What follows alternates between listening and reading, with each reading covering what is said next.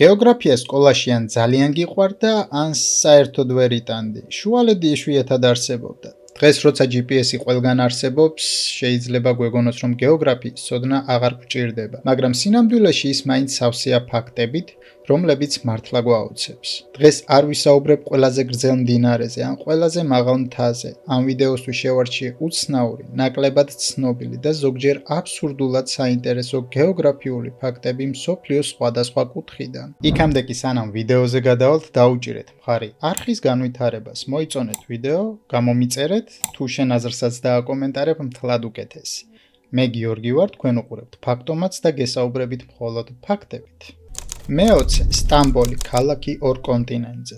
სტამბოლი უნიკალური ქალაქია, რადგან ის ერთადერთია მსოფლიოში, რომელიც ერთდროულად ორ კონტინენტზე მდებარეობს. ქალაქს შუაზე კვეთს ბოსფორის სრუტე, რომელიც ევროპასა და აზიას ერთმანეთისგან ჰყოფს. ერთი და იგივე ქალაქში შეგიძლია დილით ევროპაში ისაუზმო და საღამოს აზიაში ივაღშმო.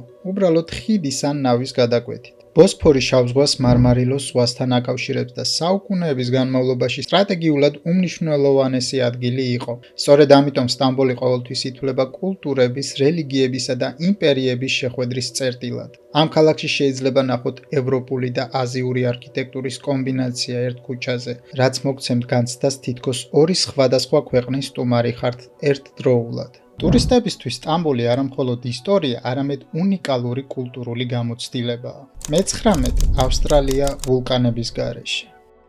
ავსტრალია ერთადერთი კონტინენტია, სადაც ამჟამად აქტიური ვულკანები არ არსებობს. ამის მთავარი მიზეზი მისი გეოგრაფიული მდებარეობა. ავსტრალია ტექტონიკური ფილების შუაგულში მდებარეობს და არა მათ საზღვარზე. სწორედ ფილების შეჯახების ან დაშორების ზონებში წარმოიქმნება ვულკანური აქტივობა, რაც ავსტრალიას პრაქტიკულად არ ეხება. მეზობელ რეგიონებში, როგორიცაა ინდონეზია და პაპუა-ახალი გვინეა, ვულკანური აქტივობა ძალიან ხშირია, რადგან ისინი ეგრეთ წოდებულ ცეცხლის რგოლში მდებარეობენ. ამ ზონაში მიწისძვრები და ვულკანური ამოფრქვევები რეგულარულად ხდება, რაც მკვეთრად განსხვავდება ავსტრალიის სტაბილური გეოლოგიური მდგომარეობისგან. ავსტრალიის დიდი ზომა და სტაბილური მიწისქვეშა სტრუქტურა ქმნის შედარებით უსაფრთხო გარემოს, სადაც ვულკანური ამოფრქვევებისა და ძლიერი მიწისძვრების რისკი მინიმალურია, თუმცა ეს სტაბილურობა არ ნიშნავს ბუნებრივი გამოწვევების სრულ არარსებობას.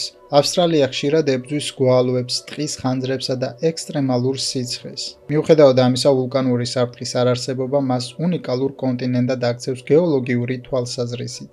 მე-18 სოფელი სახელად ჯოჯოხეთი. ნორვეგიაში არსებობს პატარა სოფელი სახელად ჰელ, რაც ინგლისურად ჯოჯოხეთს ნიშნავს. ყველაზე ირონიული ის არის, რომ სოფელი ზამთარში ხშირად იყინება, რის გამოც გაჩნდა ფრაზა ჯოჯოხეთი იყინება. ტურისტები აქ ხშირად მხოლოდ ფოტოს გადასაღებად ჩადიან. მიუხედავად სახელისა, სოფელი მშვიდი და ჩვეულებრივია და არაფერი საშიში ან უცნაური, გარდა თავად სახელისა. რა მაგარია მეგობარს, რომ მეუბნებით წამო ჯოჯოხეთში წავიდეთ. მე-17 ორმაგად ჩაკეტილი ქვეყნები.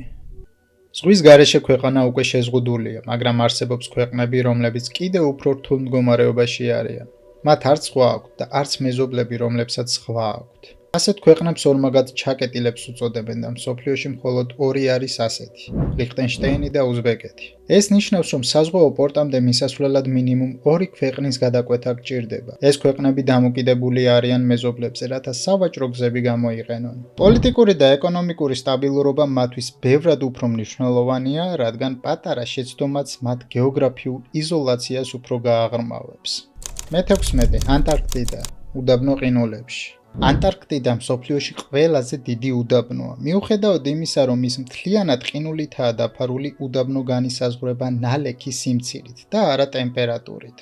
ანტარქტიდაზე წლიური ნალექი უკიდურესად დაბალია, რის გამოც ის საჰარაზეც კი ბევრად მშრალია. კონტინენტის შიდა ნაწილებში ზოგ ადგილას ათასობით წლის განმავლობაში პრაქტიკულად არ მოსულა თოვლი ან წვიმა. ძლიერი ქარები და უკიდურესი სიცივე ხელს უშლის ნალექის დაგროვებას, რის შედეგადაც იქნება ერთ-ერთი ყველაზე მკაცრი გარემო დედამიწაზე. ანტარქტიდა მეცნიერებისთვის უნიკალური კვლევის სივრცეა. აქ ჩატარებული ექსპერიმენტები ეხმარება კოსმოსური ექსპედიციის მომზადებას, რადგან პირობები ძალიან გავს სხვა პლანეტაზე არსებულ ექსტრემალურ გარემოს. მე-15 მომღერალი ქვიშები. ზოგიერთ უდაბნოში ქვიშა მართლაც გამოსცემს ხმას. გობისა და საჰარის გარკვეულ რეგიონში, როცა ქარიან ქვიშის მასა დიუნებზე მოძრაობს, ჩნდება დაბალი ღრმა ბგერები, რომლებიც ხშირად გავს გუგუნს, ზუზუნს ან შორიდან მოსმენილ მუსიკას. ამ იშვიათ მოვლენას მომღერალ ქვიშებს უწოდებენ. ეს ფენომენი წარმოიქმნება მაშინ, როცა ქვიშის მარცვლები თითქმის ერთნაირი ზომისა და ფორმისაა და ერთდროულად იწყებს მოძრაობას. მათი სინქრონული ცვლა ქმნის ვიბრაციას, რომელიც ჰაერში ბგერად ვრცელდება. ზოგიერთ შემთხვევაში ხმა რამდენიმე წამს გრძელდება, ზოგჯერ კი მთელ დიუნს თითქოს ამღერებს. ხმის ტონი და სიმაღლე დამოკიდებულია რამდენიმე ფაქტორზე: ქარის სიჩქარეზე, ქვიშის მარცვლების ზომაზე, ტენიანობაზე და დიუნის ფენების სტრუქტურაზე. ეს მოვლენა გვახსენებს, რომ ბუნება არა მხოლოდ სანახაობრივია, არამედ შეუძლია გვესაუბროს კიდეც, ზოგჯერ პირდაპირ ხმების საშუალებით. მე-14 ჩილე უკიდურესობის ქვეყანა. ჩილე მსოფლიოში ერთ-ერთი ყველაზე გრძელი და ვიწრო ქვეყანაა. იგი დაახლოებით 4300 კილომეტრზეა გადაჭიმული ჩრდილოეთიდან სამხრეთისკენ, ხოლო სიგანე ზოგ ადგილას მხოლოდ 170 კილომეტრს აღწევს. ამ უნიკალური ფორმის გამო ჩილეში თითქმის ყველა ტიპის კლიმატი გვხვდება. ჩრდილოეთში მდებარეობს ატაკამის უდაბნო, დედამიწის ერთ-ერთი ყველაზე მშრალი ადგილი, სადაც წლების განმავლობაში წვიმაც კი არ მოდის. ცენტრალურ ნაწილში კი ზომიერი კლიმატია. ქვეყნის მთავარი ქალაქები აქაა თავმოყრილი, ხოლო სამხრეთში მყინვარები, ფიორდები და ცივი, ქარიანი ლანდშაფტები. ჩილე გვაჩვენებს, როგორ შეიძლება ერთი ქვეყნის ფარგლებში ერთდროულად არსებობდეს უდაბნო, ნაყოფიერი ველები, მთები და ყინულოვანი რეგიონები. ეს გეოგრაფიული მრავალფეროვნების გამორჩეული მაგალითია. მე-13 კანადა, სანაპიროებისა და ტბების ჩემპიონი. კანადას მსოფლიოში ყველაზე გრძელი სანაპირო ხაზი აქვს. იგი 240,000 კილომეტრს აჭარბებს. ეს უნიკალური მაჩვენებელი განპირობებულია ქვეყნის გეოგრაფიული ფორმით, ათასობით კუნძულითა და არქტიკულ რეგიონებში შეჭრილი ყურეებით.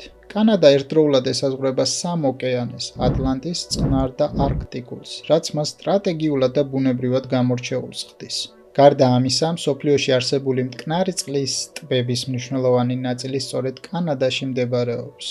ზოგი შეფასებით პლანეტაზე არსებული ტბების დაახლოებით 60% კანადის ტერიტორიაზეა განთავსებული. ეს უზარმაზარი წყლის რესურსები მხოლოდ ბუნებრივი სილამაზით არ შემოიფარგლება, ისინი მნიშვნელოვან როლს თამაშობენ ქვეყნის ეკონომიკაში. კანადა ნათლად აჩვენებს, როგორ შეიძლება წყალი იქცეს არა მხოლოდ ლანდშაფტის, არამედ ქვეყნის ეკონომიკური და ეკოლოგიური ძალის საფუძვლად. მე-12 მკვდარი ზღვა, ყველაზე დაბალი წერტილი. მკვდარი ზღვა სინამდვილეში ზღვა არ არის. იგი უკიდურესად მარილიანი ტბაა. მისი მარილიანობა ჩვეულებრივ ზღვასთან შედარებით დაახლოებით 10 ჯერ მეტია, რის გამოც ადამიანი წყალში ჩაძირვის გარეშე თავისუფლად ტივტივებს. გარდა ამისა, ეს ადგილი დედამიწის ყველაზე დაბალი ხმელეთის წერტილია და ზღვის დონიდან 400 მეტრზე მეტით ქვემოთ მდებარეობს. მკვდარი ზღვა საუკუნეების განმავლობაში ცნობილია თავისი სამკურნალო თვისებებით. მისი წყალი და ტალახი მდიდარია მინერალებით, რომლებიც განსაკუთრებით ეფექტურია კანის დაავადებებისა და სახსრების პრობლემების დროს. დღეს ეს ადგილი არა მხოლოდ სამედიცინო, არამედ ტურისტული ცენტრიცაა, სადაც ბუნება და მეცნიერება ერთ უნიკალურ გარემოში ერწყმის ერთმანეთს. მე-11 ნიდერლანდები, ველოსიპედების ქვეყანა. ნიდერლანდებში ველოსიპედების რაოდენობა მოსახლეობაზე მეტია, რაც ქვეყნის უნიკალურ ურბანულ კულტურას ნათლად აჩვენებს. ქალაქები და სოფლებიც კი სპეციალურადაა დაგეგმილი ისე, რომ ველოსიპედით გადაადგილება ხშირად ყველაზე სწრაფი, უსაფრთხო და მოსახერხებელი გზაა. ფართო ველობილიკები, პრიორიტეტი გზებზე და სპეციალური სიგნალიზაცია ველოსიპედებისთვის ყოველდღიურ ცხოვრებას ამარტივებს. ნიდერლანდებში ველოსიპედით გადაადგილება არის თავისუფლების, პრაქტიკულობის და ეკოლოგიური აზროვნების სიმბოლო. მე-10 ვატიკანი, მსოფლიოში ყველაზე პატარა, მაგრამ ყველაზე გავლენიანი სახელმწიფო. ვატიკანი მსოფლიოს ყველაზე პატარა სახელმწიფოა. ფართობში სულ 0,44 კვადრატული კილომეტრია. ფაქტობრივად ერთი პატარა ქალაქის ზომის. თუმცა ზომის მიუხედავად მას გააჩნია სახელმწიფოებრივი ყველა ატრიბუტი: საკუთარი საფოსტო სისტემა, ბანკი, ტელეარხი, ჟურნალ-გაზეთები და რასაკვირველია სუვერენული ხელისუფლება. თავის პატარა ტერიტორიაზე ვატიკანს აქვს საკუთარი მუზეუმები, საძირკველი კულტურული მემკვიდრეობისთვის და კიდევ უფრო უცნაური ფაქტი: საფეხბურთო გუნდი და მილიცია. ეს მაგალითი გვახსენებს, რომ ზომას მნიშვნელობა არ აქვს, არამედ სტრატეგიაშია მთელი არსი, ისტორიულ როლსა და კულტურულ გავლენაში. ნამიბია, უკიდეგანო უდაბნოები. ნამიბია ცნობილია თავისი უკიდეგანო მშრალი ტერიტორიებით. ქვეყნის უდიდესი ნაწილი ნამიბიის უდაბნოს ქვეშ მდებარეობს, სადაც ყოველდღიური ცხოვრება თითქმის შეუძლებელია. ეს უდაბნო, რომელიც პლანეტის ერთ-ერთ უძველეს წყნარ გარემოდ ითვლება, ქმნის უსაზღვრო სივრცეს, სადაც ადამიანი მხოლოდ მცირე მასშტაბითაა დასახლებული. მოსახლეობის უმეტესობა სანაპირო ქალაქებში, მაგალითად ვინდჰუკსა და ლიუდერიცში ცხოვრობს. შიდა რეგიონებში გადარჩენა რთულია, წყლის დეფიციტის, მაღალი ტემპერატურისა და ექსტრემალური გარემოებების გამო. ნამიბიის უდაბნო არა მხოლოდ გამოწვევა ადამიანისთვის, არამედ უნიკალური ეკოსისტემის მატარებელია. აქ მკაცრი პირობების მიუხედავად ბალახის მჭამელი ცხოველები, უნიკალური ფრინველები და დეზერტული მცენარეები წარმატებით ვითარდებიან. ნამიბია აჩვენებს ბუნების ძალასა და უძლიერეს ექსტრემალურ გარემოს, სადაც ადამიანმა და ბუნებამ მრავალი საუკუნე ერთად უნდა იარსებონ. მერვე, ინდონეზია, კუნძულების ქვეყანა. ინდონეზია მსოფლიოში ყველაზე დიდი არქიპელაგია და 18,000-ზე მეტი კუნძულისგან შედგება. ამ კუნძულებზე ასობით სხვადასხვა ენა, ეთნიკური ჯგუფი და კულტურა არსებობს, რაც ქვეყანას განსაკუთრებულ მრავალფეროვან სოციოკულტურულ გარემოს აძლევს. მოსახლეობა ეზიარება უნიკალურ ტრადიციებს, რელიგიურ პრაქტიკებსა და ცხოვრების წესებს, რომლებიც კუნძულის კლიმატისა და ისტორიის მიხედვით სხვადასხვაგვარად ფორმირდება. ქვეყანა მდებარეობს ეგრეთ წოდებულ ცეცხლის რგოლზე, რის გამოც მიწისძვრები, ვულკანური ამოფრქვევები და სეისმური აქტივობა ხშირია. ინდონეზია გვასწავლის, რომ ბუნებრივი გამოწვევები შეიძლება ადამიანისთვის ასევე შესაძლებლობად იქცეს, ხოლო კულტურული მრავალფეროვნება და ადაპტაციის უნარი ამ ქვეყანას განსაკუთრებულ ადგილს აძლევს გლობალურ გეოგრაფიაში. მეშვიდე, ეგვიპტის გეოგრაფიული ძალა. ეგვიპტის ისტორია მთლიანად მის გეოგრაფიაზეა აგებული. ნილოსის მდინარე სიცოცხლეს ანიჭებს უდაბნოში არსებულ ცივილიზაციას. სუეცის არხის შექმნით ეგვიპტემ მსოფლიო ვაჭრობის ერთ-ერთი მთავარი კვანძი შექმნა. არხი არა მხოლოდ დიდ საქმეს აკეთებს გლობალურ ეკონომიკაში, არამედ მნიშვნელოვან გეოპოლიტიკურ როლსაც თამაშობს, რადგანაც ხსნის მოკლე გზას ევროპასა და აზიას შორის. სავსებით ცხადი მაგალითია თუ როგორ განსაზღვრავს გეოგრაფია პოლიტიკურ და ეკონომიკურ სტრატეგიას. ქვეყანა გლობალური სტრატეგიული ცენტრი გახდა, სადაც ისტორია, გეოგრაფია და ეკონომიკური ინტერესი მჭიდროდ არის დაკავშირებული ერთმანეთთან. მეექვსე, ჩინეთი და შიდა დაძაბულობა. ჩინეთის მოსახლეობის დიდი ნაწილი ისტორიულად ცხოვრობდა ნაყოფიერ დაბლობებში, როგორიცაა ნანგის, ჟიანგსის და ჰუანგჰეს ველები. ეს მიწები უზრუნველყოფდა მდიდარ სასოფლო-სამეურნეო შესაძლებლობებს და დასახლების იმკვრივის ზრდას. გარშემო მდებარე მთები, უდაბნოები და მდინარეები ბუნებრივ ბარიერს ქმნიდნენ, რომელიც ზღუდავდა მოძრაობას, კომუნიკაციას და რეგიონის შიდა ინტეგრაციას. ზოგ რეგიონში გარემოებამ დამოუკიდებელი განვითარება გაამარტივა, ხოლო სხვებში ურთიერთქმედება და ცენტრალიზაცია რთული იყო. ჩინეთის დიდი ტერიტორია ქმნის კომპლექსურ პოლიტიკურ, ეკონომიკურ და სოციალურ კონტექსტს, სადაც გეოგრაფია პირდაპირ განსაზღვრავს როგორც სახელმწიფოს ძლიერებას, ისე გამოწვევებს. მდინარეები, მთები და უდაბნოები არა მხოლოდ ხელს უშლიან კომუნიკაციას, არამედ აძლევენ სიძლიერეს და სტრატეგიულ უპირატესობას გარკვეულ რეგიონებს. მეხუთე, იაპონია, მთებით შეკუმშული ქვეყანა. იაპონიის ტერიტორიის დაახლოებით 70% მთებით არის დაფარული, რაც მკვეთრად განსაზღვრავს მოსახლეობის განაწილებას. ხალხი იძულებულია კონცენტრირდეს დაბლობებსა და ზღვისპირა რეგიონებში, სადაც კლიმატური პირობები და მიწის რესურსები ცხოვრებისთვის უფრო ხელსაყრელია. მთიანი ლანდშაფტი გავლენას ახდენს არა მხოლოდ საცხოვრებელ ადგილზე, არამედ ეკონომიკასა და კულტურულ აქტივობებზე. სოფლის მეურნეობა, ტყის რესურსების გამოყენება, ტურიზმი, ტრანსპორტი და ყოველდღიური ცხოვრება მჭიდროდაა მორგებული მთიან გარემოზე. ეს ქვეყანა პრაქტიკული მაგალითია იმისა, თუ როგორ ერთვება ბუნება ადამიანის ყოველდღიურ ცხოვრებაში, ეკონომიკასა და კულტურაში. მეოთხე, ინდოეთის მიწისქვეშა სამყარო. ინდოეთის მეგალაიას რეგიონში მდებარეობს ერთ-ერთი ყველაზე დიდი გამოქვაბულთა სისტემა მსოფლიოში. ზოგი გამოქვაბული ათეულობით კილომეტრს მოიცავს, ხოლო მათი ბოლომდე შესწავლა დღემდე არ დასრულებული. მეცნიერები ფიქრობენ, რომ მიწისქვეშა ქსელი ბევრად უფრო დიდია, ვიდრე ამჟამად ვიცით. ეს გამოქვაბულები ინახავენ უნიკალურ ეკოსისტემებს, იშვიათ ფაუნას და არქეოლოგიურ ნაშთებს, რაც რეგიონს განსაკუთრებულ მნიშვნელობას ანიჭებს ბუნებასა და ისტორიის კვლევის თვალსაზრისით. მესამე, ყველაზე გრძელი გეოგრაფიული სახელები. მსოფლიოში არსებობს გეოგრაფიული ობიექტები, რომლებმაც შექმნეს რეკორდები არა მხოლოდ სიდიდით ან სილამაზით, არამედ სახელების სიგრძითაც. მაგალითად ახალ ზელანდიაში მდებარე ერთ-ერთი ბორცვის სრული სახელია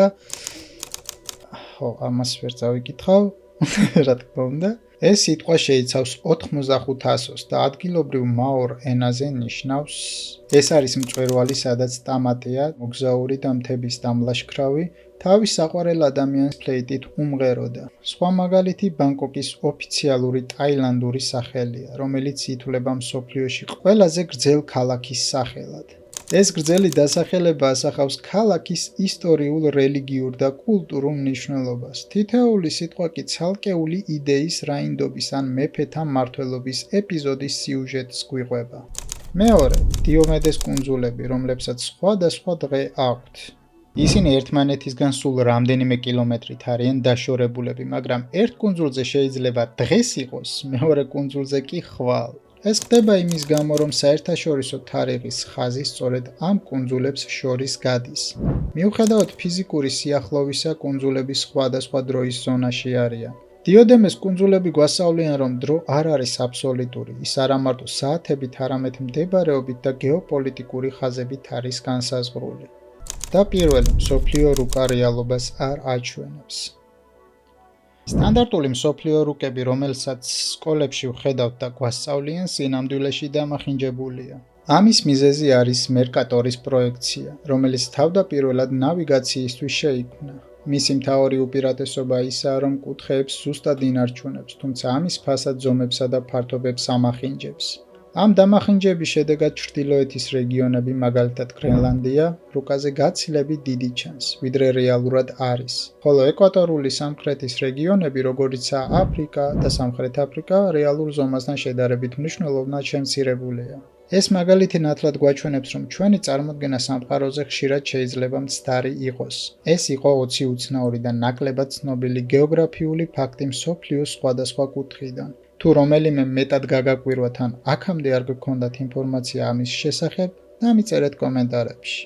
ასევე არ დაგავიწყდეს ვიდეოს მოწონება და არხის გამოწერა, თუ მსგავსი კონტენტი მოგწონს და გიტოვებთ კიდევ ერთ ვიდეოს საყურებლად. აბა დროებით.